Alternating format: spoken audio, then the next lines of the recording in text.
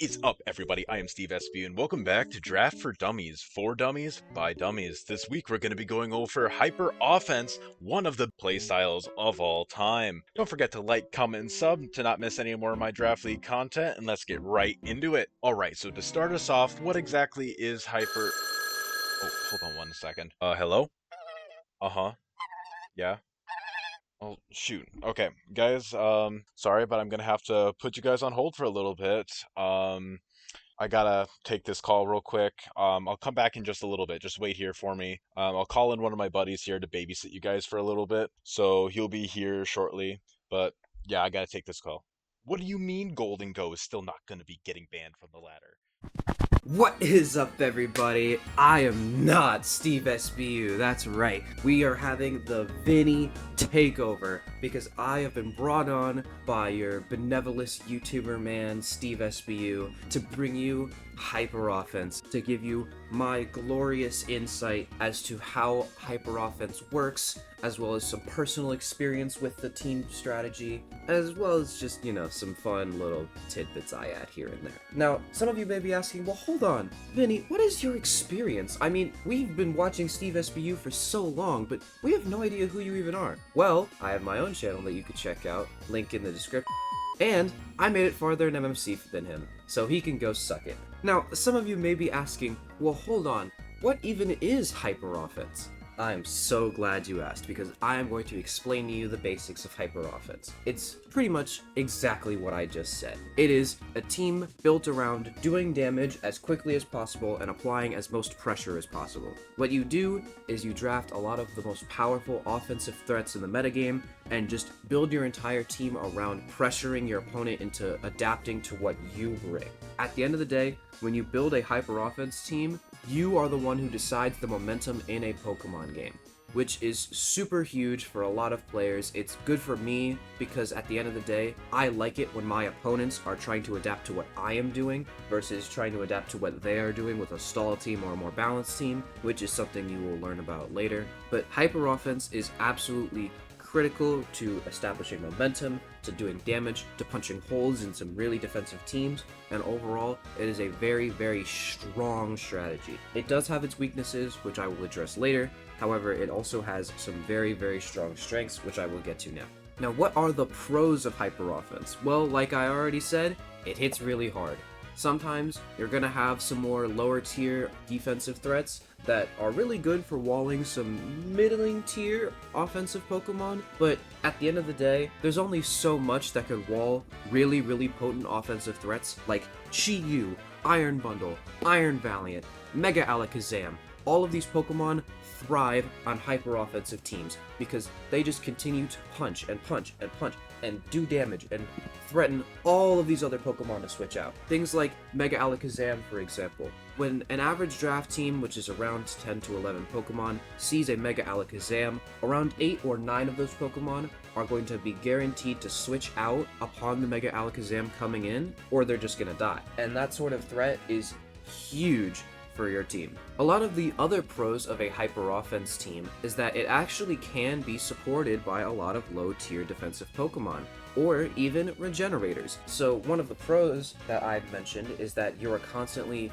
pressuring your opponent to switch out, but they are also going to be having you switch out a lot of the time, which is why Regenerator is such a useful ability on hyper offense teams because of how much switching you're going to be needing to do in order to get your hyper offensive threats in. Plus, not to mention, a lot of low tier defensive Pokemon will be able to handle the Pokemon that they bring because they're more focused on your offensive Pokemon. So their offensive Pokemon won't have as much momentum, they won't be able to set up as easily, as long as a bunch of other things, which is why you have things like Toadschool being able to be a very effective defensive wall, along with some other Pokemon on my MMC team and other teams that I've used in the past that are hyper offense adjacent. Next are some of the cons of hyper offense. Now, there are cons, yes, and they need to be addressed. First of all, hyper offense is usually very, very expensive. In most leagues, they tend to value offensive Pokemon over defensive ones, so while you could build a stall team of a lot of high tier and mid tier Pokemon, generally hyper offense teams, you're only going to be able to grab about 4 or 5 truly potent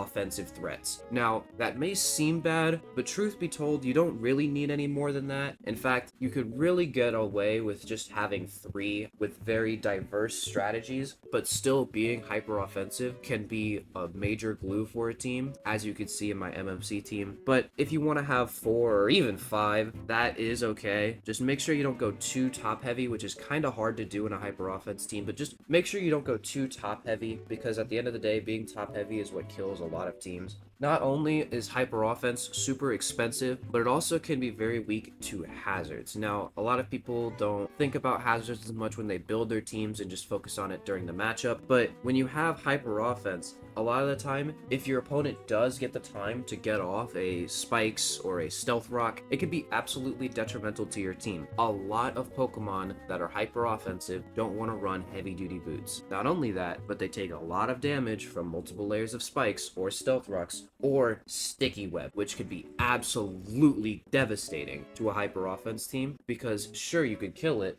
but if it's faster than you, there goes your whole advantage. So my best advice when you are building a hyper offensive team is to make sure you get those good rapid spinners, those good defoggers, things like Zapdos and Great Tusker. Excellent glues to hyper offense teams because they can get rid of hazards. They can be defensive, or they can also be offensive, which is very, very good to help pair with your hyper offense team. There's tons of other Pokemon that can fit. Just whatever glues your team best together is generally what I would recommend for your defoggers and rapid spinners, because you're going to be spending the majority of points on your Pokemon that just one-shot the opponent. Next, I want to address what to draft. Now, that is kind of confusing, but basically, I'm just trying to help you build a hyper offense team yourself, because knowing what hyper offense is and knowing what it does doesn't exactly help you build a good hyper offense team. You could have this part in the video if you want, but I'm gonna just gotta go to my Google Sheet.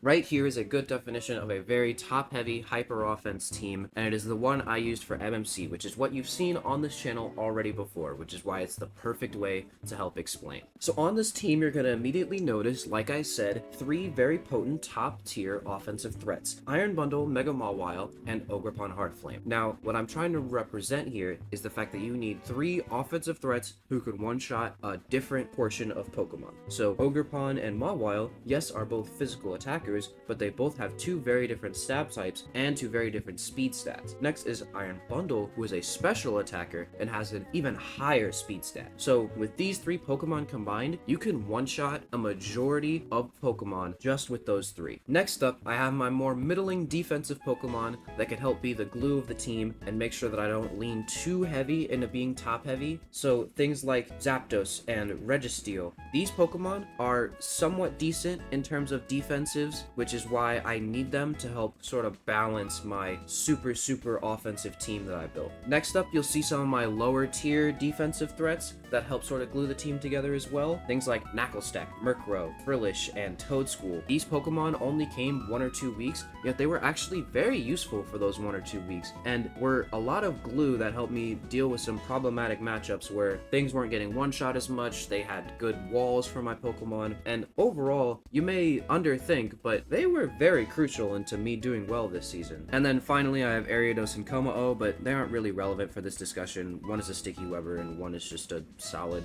Pokemon that could do anything because it's a pseudo. Don't pay too much attention into those, but just for reference, not every Pokemon on your team needs to follow a specific gimmick. So if you are a stall team, you could still have Pokemon like this, as well as if you are a balanced team and stuff like that. Just please be open when you build your teams. Even if you want to dedicate yourself to hyper offense, just leave some slots for Pokemon that are just good. Anyway, that is the expert opinion on hyper offense. I hope you enjoyed my little intermission. If you want to see more of me, like I said, my own channel in the description. I'm gonna give it over to Steve now so he could do his outro or maybe give some closing thoughts. I've gotta go beat Steve in more draft battles. Catch you guys later. Okay, guys. Thank you so much for waiting for me. So where were we starting? Oh yeah, wait a second. The video's already been recorded. Did Vinny already complete the entire video? Huh. Well, alright, I guess. I guess that's less work for me.